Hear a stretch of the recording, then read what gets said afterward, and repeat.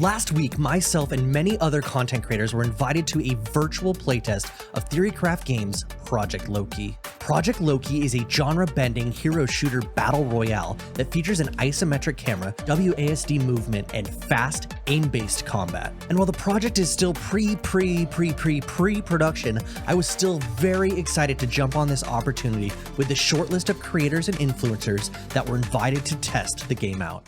First, let's talk about the team over at Theorycraft Games before I go into any detail about my experience playtesting the actual game. The team has had the privilege of playing key roles in some of the most successful games in the world. I'm talking League of Legends, Valorant, Overwatch, Legends of Runeterra, Apex Legends, Destiny, and even Halo. Now, they're hellbent on building a world-class indie game studio from scratch.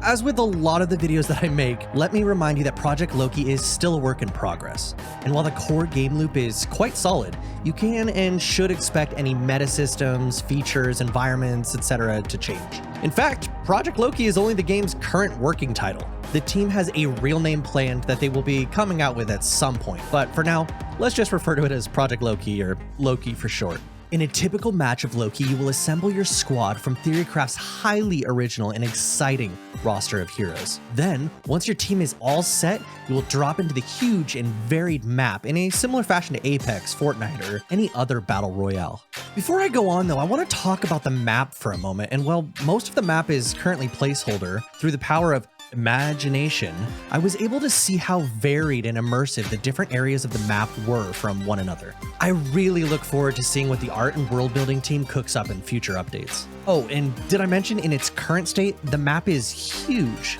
After landing, this is where the game takes a turn from your standard battle royale and enters into its own genre-bending gameplay. Similar to insert your favorite MOBA here, you will enter into what I would call a farm phase, grouping up with your squad mates to tackle various mobs and environmental hazards to level up, put together a unique build full of exotic powers and equipment. This blend of battle royale and MOBA was unlike anything else I've really ever played. The amount of depth and variety the team has already added to the game was amazing, and no match ever felt the same in Loki's combat sandbox.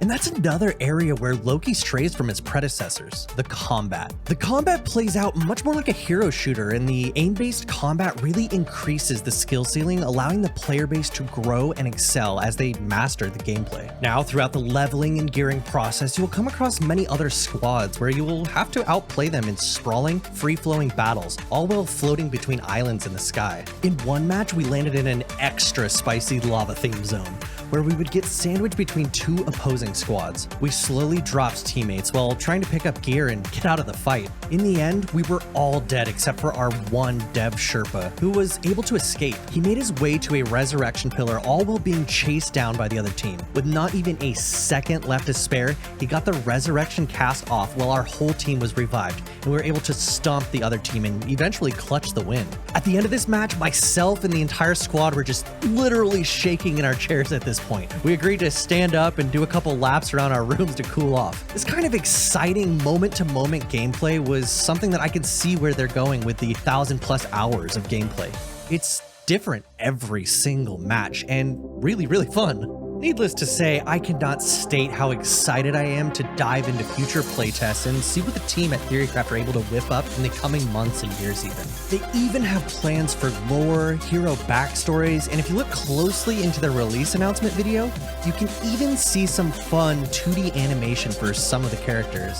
That said, if you're interested in playtesting Loki, follow the link in the description below. It's by far the easiest and fastest way to secure a slot in any of the future playtests. And the first 50 people who follow the link are guaranteed access to be playtesting with me in the future. After the first 50 though, you will still be guaranteed priority access to seating. So make sure you follow the link. I'm not getting paid off of this. I just want to see more of you guys in the playtest. So come join. At the end of the day, Project Loki feels like a fast and chaotic game with loads of depth and excitement packed into each and every single match.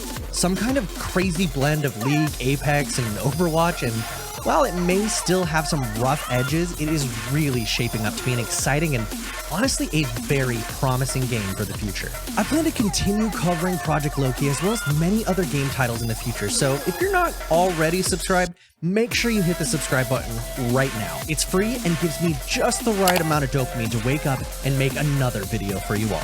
And as always, thanks again for coming and checking out another video. My name is Spun, and I will see you all in the next one. Peace!